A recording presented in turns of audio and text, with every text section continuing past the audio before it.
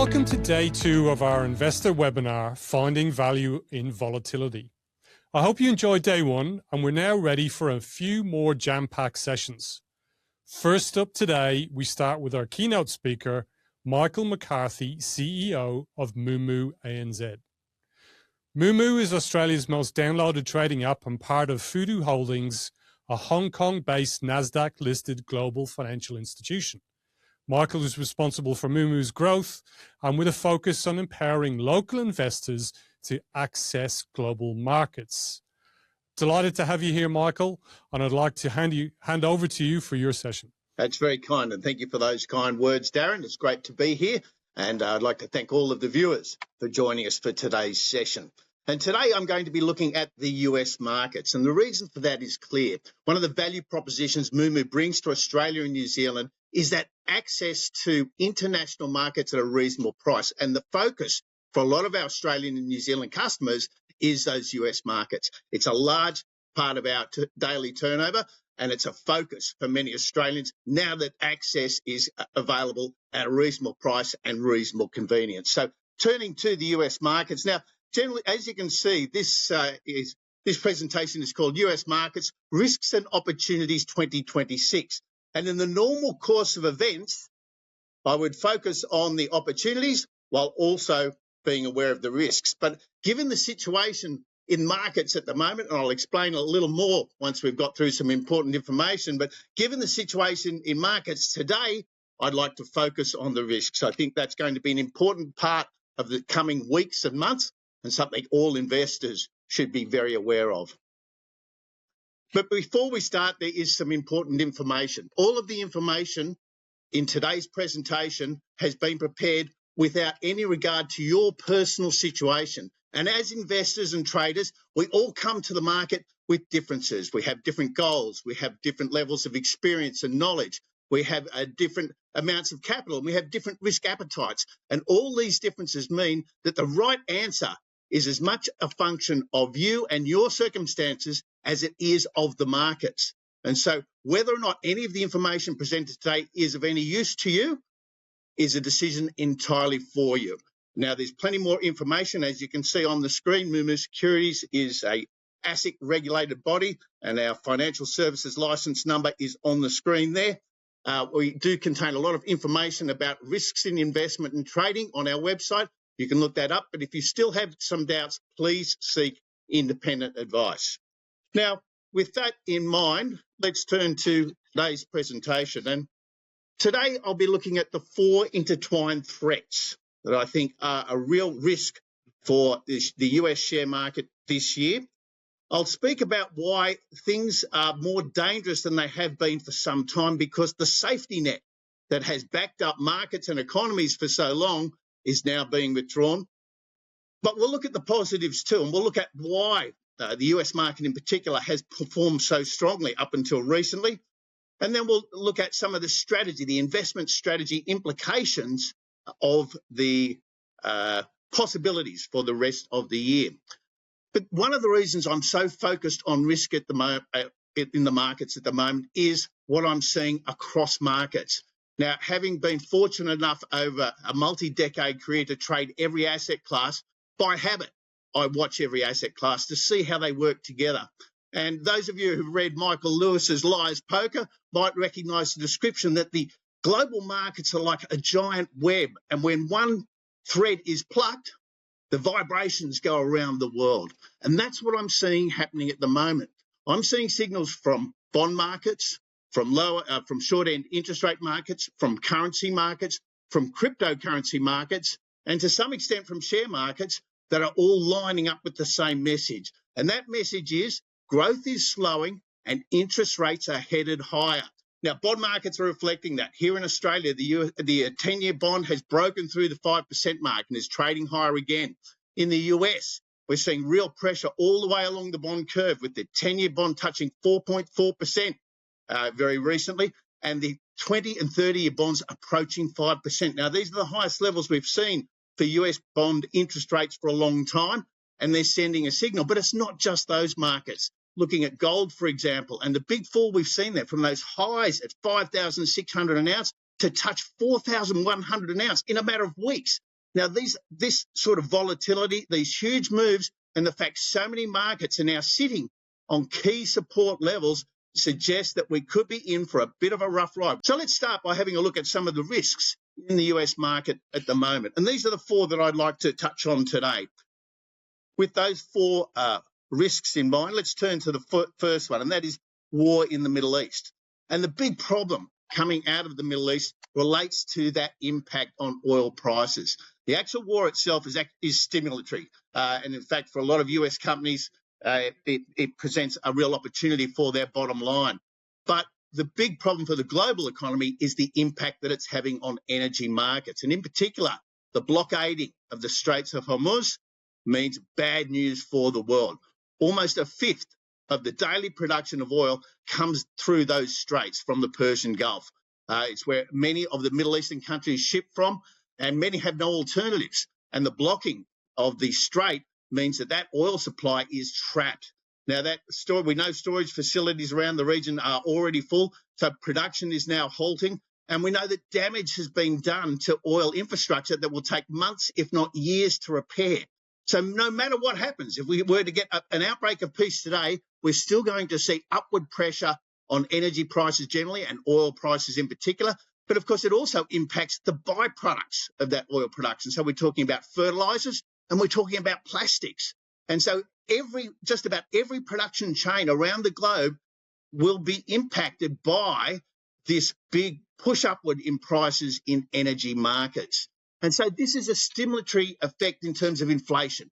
Pushing up the inputs to production means we push up the output prices, or businesses go out of business. So this sort of impulse will take a while to feed through the global pricing, but there's no doubt it will be inflation. And we're already seeing that acknowledged. Here in Australia, the Treasurer has acknowledged that inflation is likely to rise to 5% by the middle of the year.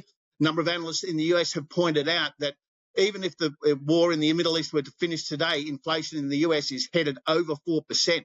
And those sorts of levels are important. We'll get into that in a moment. But alongside this big push upward for prices and the inflationary impact that's going to have, we've got this slowing of the global economic system. And the drag that's being introduced by oil shortages and fuel shortages and fertilizer shortages are going to weigh on global growth. So we've got a scenario where inflation means we've got rising interest rates. Central banks must respond to this rising inflation. At the same time, the lack of energy supplies is likely to drag on the global economy. And that means less activity, that means less sales, and that means less profits. And so this combination of a double hit, a drag on growth and a push upward on interest rates, brings us to the S word, and that is stagflation. Now, the reason that economists fear stagflation is because it literally rips economies to shreds.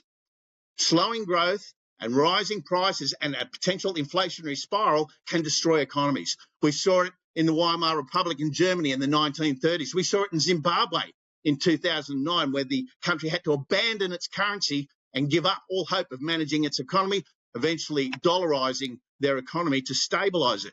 Inflation is an economic powerhouse that will destroy economies, and it's why central banks are so focused on it. And if it occurs with slowing growth and we get stagflation, the dislocations could be very severe. Now, that is the extreme scenario. Not many analysts are calling for that extreme, but it is a real risk right now, and it's something investors should be aware of. And the last point I'd like to hammer home about this war in the Middle East is that the damage is already done. We've already seen infrastructure destroyed. We've already seen the wheels come off a lot of production in the Middle East. And for that reason, as I say, we are months and possibly years away from a full recovery in global energy markets. So this is the most prominent risk at the moment. It's certainly grabbing the headlines, but it's not the only risk we face as investors and traders. And one of the big risks that existed before this outbreak of war in the Middle East was the impact of rising inflation and the implications for interest rates. I've mentioned before that an inflationary spiral, once it starts up, is very destructive. So the interest rates that it drives are the continental plates of the financial world. Everything sits on the interest rate structure. And whether it's the borrowing of governments via the bond markets, or whether it's currency markets, which are driven by interest rate differentials, whether it's companies borrowing for their bottom line, or individuals borrowing to buy homes, the interest rates that are set drive almost every economic activity. And so they're essential to it. And they're a blunt tool. And they're one of the few tools available to central banks to help in their fight against inflation. It's often said central banks only have two tools. One is an interest rate, a very blunt instrument, and the other is the jawbone. In other words, how they talk about markets and economies can have an impact as well.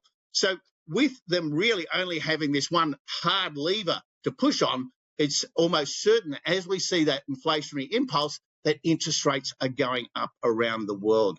Now, bond traders have already acknowledged this. I mentioned in the intro the pressure that we're seeing on the long end of the bond markets. It's also happening in the short end. And you might have heard a lot of talk in the past about the interest rate markets and the probability of interest rate cuts that they were pricing previously. Well, in the US, that short end of the interest rate market is now pricing no cuts at all. In fact, it's got a slight tilt towards rate increases.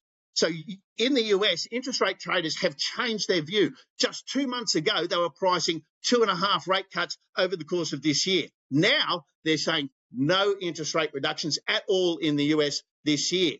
And I would argue that share markets around the globe, and share markets in the US in particular, are yet to price that change in this base level driver of economic activity. That change in the outlook for interest rates is very important. And we'll look at some of the reasons why that is. But the bond markets are sending a very clear message, which in my view, equity investors have not yet received. So another one to watch out for. And of course, any bad news in terms of higher inflation reads, or any bad news in terms of actual rate increases from central banks, could be the trigger for share market sell downs as the reality of tighter interest rates and tighter monetary policy come to the forefront of investors' minds. The third threat I'd like to talk about today is artificial intelligence, and I chose this picture advisedly. Now, I'd like to point out that artificial intelligence is actually nothing new. In financial markets, we've been using algorithms to perform tasks since at least the 1990s. And back then, it might have been called black box trading, and in the 2010s, it might have been called algorithmic trading, but the idea was the same. So artificial intelligence is a scary name that's been given to a practice that we've been using for a long time. Having said that, it's now reached a level of sophistication where artificial intelligence applications have the ability potentially to reshape the world. And so we're having a lot of discussions in equity market circles around the impact of AI. And while clearly there are some winners in the AI circle, there are also some losers. Now, the winners, of course, include the chip makers who provide the chips that run these very memory-intensive processes, but it also includes groups like the energy companies who supply the power to the data centres that run AI. We've then got the hardware suppliers and those who supply the equipment. We've got the other resources that feed into that, including things like copper, which is required to wire all of these buildings. And then we've got the large language learning models.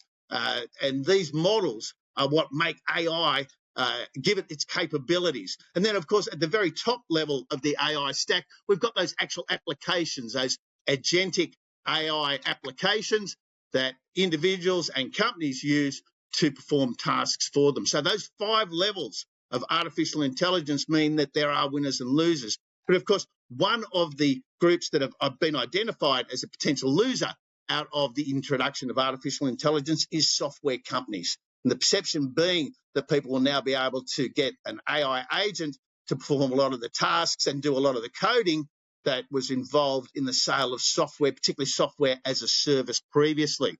So there are some real concerns about some of the businesses that could go out of action. We're already seeing evidence of that with locally Atlassian laying off a lot of staff in recognition that the demand for their labour is now on the decline. So artificial intelligence, still very important, still very powerful. It's not new, and the implications are yet to be made clear. And as we work our way through 2026, we'll get a better view of just what the potential risks and benefits of artificial intelligence are. And then the last of our risks is the one that's quite hidden. And this is concerning because it's pretty rare in looking back over economic history that the seeds of the coming disaster in markets were created in the previous disaster. Normally, as a human race, we learn a lesson. And so the idea that credit markets could once again trip up the global financial system is particularly concerning. Now, the idea around private credit is quite straightforward. It's a disintermediation argument. That is, that larger borrowers who are well known can go directly to investors, cutting out the banks and the other institutions that might in the past have sat between these two groups, and lend directly to the borrowers. And the idea being to take out that middle layer, so cutting costs for borrowers and increasing returns for lenders. And it's one of the reasons this idea of access to better returns and the exclusivity that's been cultivated by private credit purveyors has really fed into a bit of a frenzy for people to get into private credit markets. There's been an explosion of interest in these markets. Now, the concern is with all of these different finance silos going into the area, that if something goes wrong, the knock-on effects to the broader economy could be very, very damaging. And the problem here is we're already seeing signs of distress. Now, it's widely thought that the most likely source of that distress is the large software companies we were just discussing a moment ago, because their business model is under threat from AI. They've got very substantial borrowings, and most of it is unsecured. And so this private credit lending to large software groups, and we've seen over the last few months, even after the interest in AI was whipped to a frenzy, we've seen some of them come to market for tens of billions of dollars. And now what you're seeing is fund freezes. And the world's largest fund manager, BlackRock, has a specialist fund. They've limited withdrawals. Blue Owl, one of the biggest private credit groups, has also frozen redemptions in one of its funds. And others have introduced 5% limits on withdrawals from these private credit funds. Now, that in itself is not causing things to fall over, but it is a sign of distress. It's certainly an indication of a lack of confidence, and a lot of investors are now seeking to get their funds back and are unable to do so. And of course, if we continue to see credit failures and fund freezes in the private credit markets, it won't be long before that spreads to other lending markets. So we're watching the developments in private credit markets very carefully at the moment, because it's coming at a terrible time. Just as we're facing conflagration in the Middle East, as we're looking for that inflationary impact and the higher interest rates that are very likely to come with it, and as we see that drag on global growth, the last thing the world needs is a credit crisis. And so this combination of factors is very concerning. The big concern is that they're all intertwined, that they'll feed into each other. So that war in the Middle East and the impact it's having on energy markets is feeding straight into those concerns about interest rates and inflation. Now, let's be clear. We were worried about inflation before the war in Iran.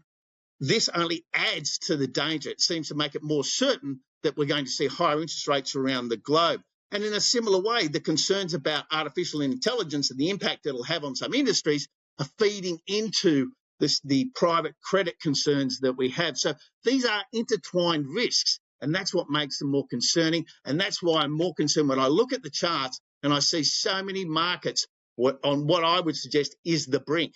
And that's why I'm focused today on the risks in markets at the moment. I think the responsible thing to do is be very aware of risk at the moment. Now, that doesn't mean curling up like a snail into your shell or hiding away or diving under the doona, but it does mean taking action to ensure that your portfolio is in good shape no matter what happens in the markets. Now, all of these concerns have been raised before, let's be frank, but the big issue for markets now is the safety net that we've relied on previously has now been withdrawn.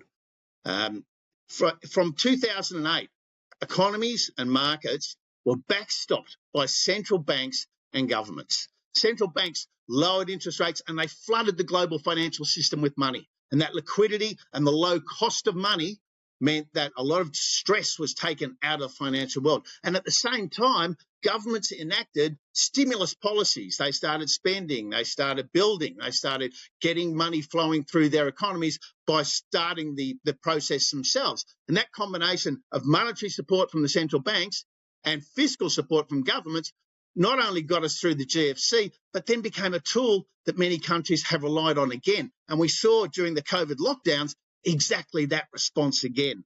And to a large extent, at least in the short term, those measures were effective in 2009, 2010, and they were effective again in 2021-22.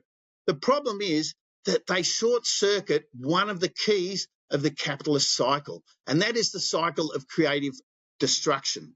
Now, creative destruction sounds like a contradiction in terms, but the purpose of allowing companies to go broke is it frees the resources those companies have been using inefficiently. Releasing those resources to potentially more efficient users is part of the capitalist cycle.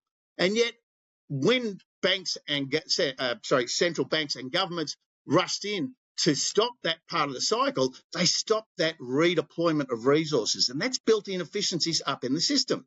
And it's one of the reasons why we were already worried about inflation. It does look like the central banks have lost some grip on that the flow of money and the cheapness of it, the low interest rates, has now fed into the global economic system and is pushing prices. And with inflation on the rise, central banks are no longer in a position to support economies. They will risk recessions rather than allow an inflationary spiral break out. So inflation ties the hands of central banks. They're no longer able to help. And the big problem with that is governments have been borrowing for so long to stimulate their economies that their own balance sheets are now making that more and more difficult. In the US, total government gross bond issue is $35 trillion. So $35 trillion, US debt has never been higher. This is as high as we've ever seen in history.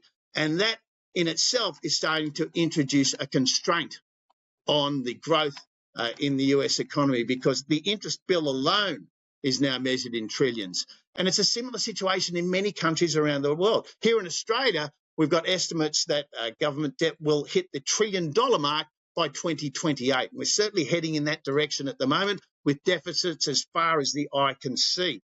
And so once again, this higher level of debt to begin with means if another crisis emerges globally or locally, it's very hard for governments to continue to step up given the amount of spending and the amount of debt that they already own. And this is what I mean when I say there is no safety net. Neither governments nor central banks are well positioned to ride to the rescue if the worst comes to worst. And if it does, they might be inclined to let the economies and the markets go to get through the crisis. Now, having said all that and looked at all those risks, we'd have to acknowledge that up until recently, share markets were at all-time highs. And the US market last year, as measured by the S&P 500, hit new all-time highs more than 50 times last year. How are share markets rising, given all these risks, some of which have been around for months or even years? And the reason they've been able to do it is the earnings growth we've been seeing across the US. Now, I'm looking at earnings and sales growth and profit growth for companies at the index level. These are the averages. But the overall shape of the economy is driven by how every company is affected. And as you can see from just looking at the first column here, in the fourth quarter of 2025, sales for the S&P 500 companies, on average, across those 500 companies, was up 9% plus. And not only did they get a good increase in sales over the quarter, but they got a big increase in profitability, more than the growth in sales, suggesting that there were productivity increases as well. Now, these numbers are not additive, by the way. We're looking in the first column at the quarterly performance in the fourth quarter, and the comparison is to the previous quarter. On the annual growth side, we're looking at the performance for the full year 2025 against the full year 2024. So these are not additive numbers, but you can see, even on that longer run basis in the S&P 500, sales grew at around 5% last year, and profitability was up more than 11%, echoing that increase in sales and increase in productivity. And when we zero in on the NASDAQ 100, which has more of those more glamorous tech companies, you can see the numbers are even more impressive. And whether we're looking at the quarterly sales and profitability or that incredible numbers for the annual growth of 9% growth in sales translating to a 24% increase in profitability, we can see why there is some justification for the lofty levels of share prices we're seeing at the moment. The reason for it is that study after study has shown that the one factor that best predicts share price movement is earnings revision. When analysts are revising their estimates of earnings for a company upward, the share price tends to go up. And when they're revising their earnings estimates downwards, it tends to go down. Now, there are no guarantees in life and nothing is 100% in markets. But study after study shows that it's that earnings revision that best predicts movements in share prices. And that's why this profitability and this productivity increase has been such a driver of highs for the share market, because on the way we've seen a lot of revisions upward as new industries are explored, new products are rolled out, and new markets are opened, and that growth that comes and the scalability, particularly in those tech companies where the incremental cost of production is low, meant that there has been at the company level some justification for the lofty levels we've seen. So although we see very significant risk in the market at the moment, it's not showing, or it has not yet shown up on the bottom lines of companies on average. But what we might be about to see as interest rates change, as the sea changes in markets, is that growth in profitability turn downward. And if analysts start revising downward their estimates of company profitability, we could see the share market take the same direction. So something to be aware of. So how can investors respond? Well, as I mentioned at the very top, the right response depends very much on an individual investor's situation as it does the market. So the right way to respond depends very much on you and your circumstances. The best time to prepare for stormy weather in the market is when the sun is shining. In fact, that's the second best time. The absolute best time is when you devise your initial investment plan. Now, the reality is a lot of people feel their way into markets. When they first start investing, they don't know a lot about markets, and they don't have the experience or the knowledge to devise a comprehensive investment plan. And that's okay. That's part of the investment journey. But as investors become more and more experienced, or they work with good advisors, they should be looking at an investment plan. An investment plan should take into account that there is regular pullbacks in the market. A lot of people seem to be aware that the share market can offer superior returns. The risk and reward ratio, the relationship between risk and reward, means those higher rewards available in the share market mean that there are also higher risks. And what I believe we're about to go through as a market, and what may have already started, is we're going to have one of those periods where we experience the risk of owning shares, having seen the rewards over the previous couple of years. So the best time to prepare is at the very beginning, when you devise your investment strategy. The next best time to prepare is when the market is going very well and conditions are calm. And the third best time is now, because it's never too late to act. So we should expect there will be regular pullbacks in markets, and we should be investing and trading with those ideas in mind at all times. However, there's a risk management tool that's available to every investor, no matter their level of sophistication or the amount of capital they have available, and that is diversification. Now, this is a key investment tool that I think is often neglected because it is right in front of all of us. And in fact, most people diversify without even thinking about it. But when we think about diversity, it's not buying another tech stock, or it's not moving into another sector, buying a bank or a resource stock. It's not just that. We can certainly diversify within industries and within a share market.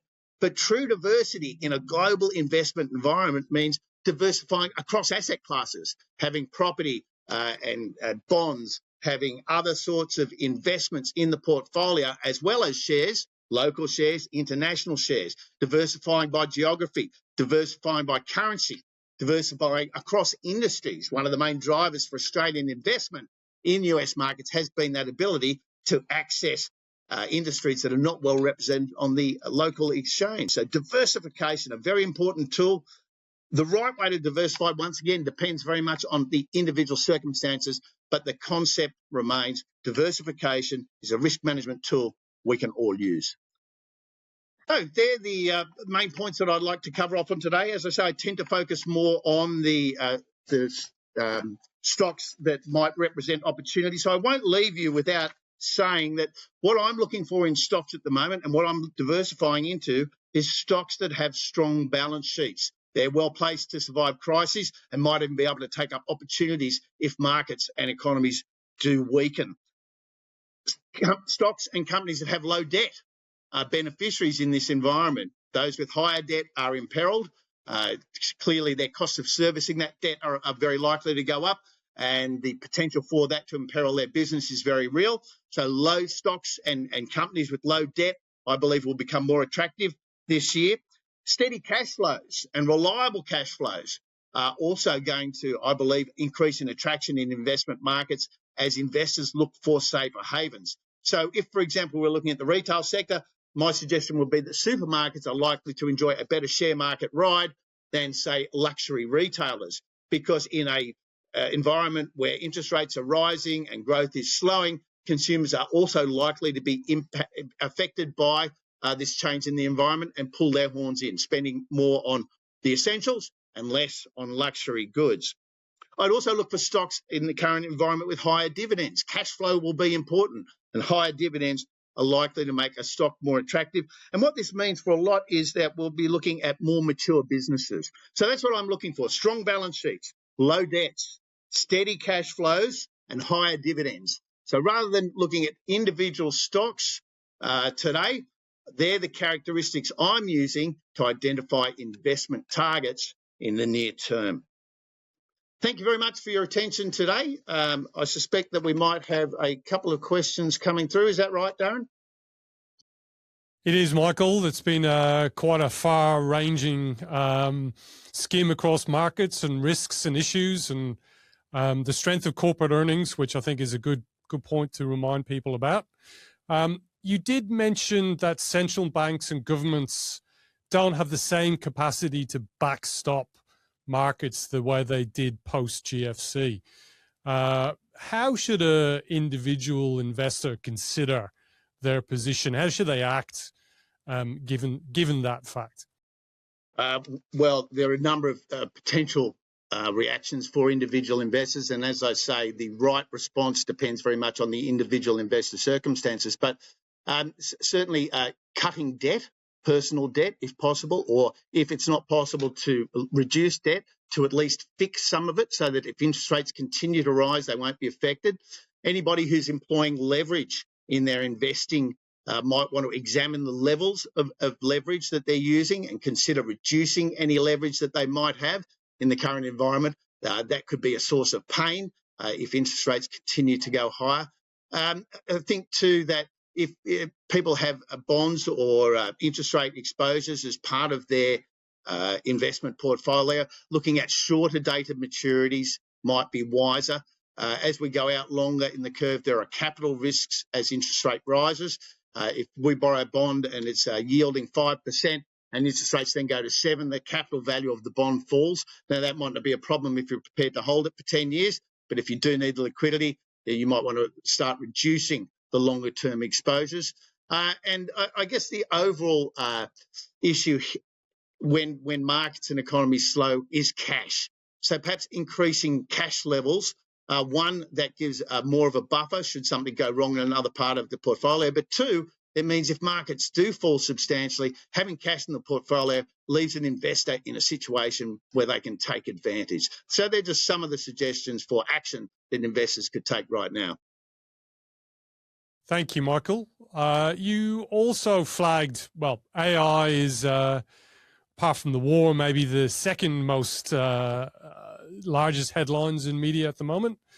And we've seen a lot of the interest in AI manifest itself through the Mag 7 in the US. Are there ways for investors to get access to that growth without necessarily taking on all of that concentration risk?